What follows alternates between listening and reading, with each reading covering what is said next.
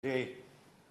The massacre at Jallianwala Bagh stands out as one of the most appalling and significant episodes in colonial history, not only because of the brutality of what happened there, but also the context and its huge and long-lasting effect.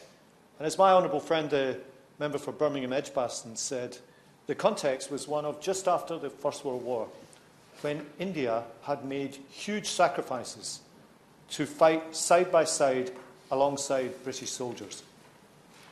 And many of those Indian soldiers came from the Punjab, which has a long and proud military history. And when they went home, they found themselves treated not as heroes, but instead subject to harsh colonial laws like the Rowlatt Acts, passed in March 1919, which deprived people of their liberty, sanctioned indefinite detention and incarceration without trial.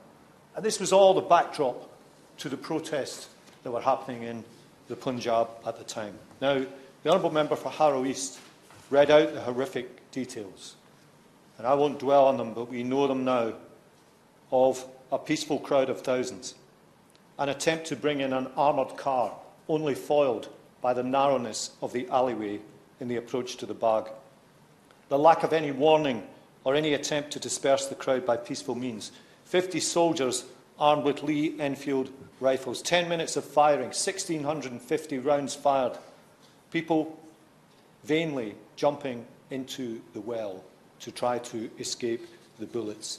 Official estimates, 379 dead, 3 times that many injured, but other estimates suggesting many, many more of both.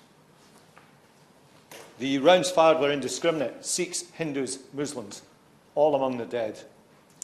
We know of Churchill's verdict that it was a monstrous event. And so, those horrific details ensure that this is remembered 100 years ago.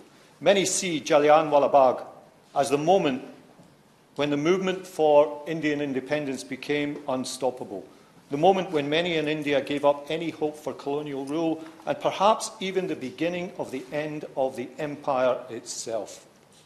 So this was an episode not only outstanding in its brutality, but also one that achieved the very opposite of the intention of General Dyer.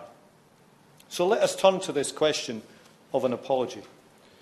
When Prime Minister David Cameron visited the site in 2013, he described it as a deeply shameful event in British history, but he stopped short of an apology.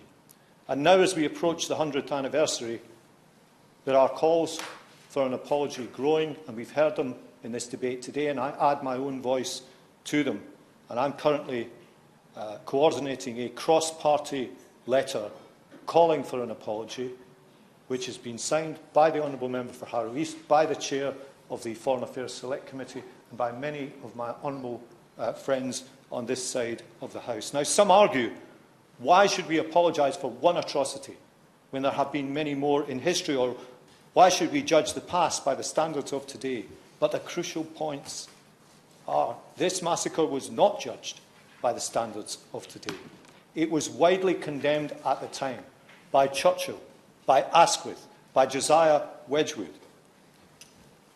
The first Asian Nobel laureate, Rabindranath Tagore, returned his knighthood in disgust in response to what happened. The exceptional horror was there for all to see in 1919 and 1920, and not just today. And in any case, what kind of argument is it that says that because we cannot do everything, we should do nothing? This demands far more than a cycle of whataboutery in an attempt to change the subject. This was a particularly heinous and appalling act. It had enormous historical as well as human significance, and a lack of an apology has continued to be a thorn in the side of the relationship between the UK and India, even though great progress has been made in that relationship, and we are today friendly and cordial diplomatic powers with good relations. This atrocity still lives on in the memory, and as we approach the 100th anniversary this coming weekend, the time is right for an official apology. It shouldn't take 100 years to say sorry for such a terrible crime. But saying sorry 100 years on is better than not saying sorry at all. So I hope that the Minister will heed the calls made today in this debate on a cross-party basis for an apology. And even if he cannot personally issue the apology today, I hope one is made soon on behalf of the government and of the country by the Prime Minister 100 years on from this terrible crime.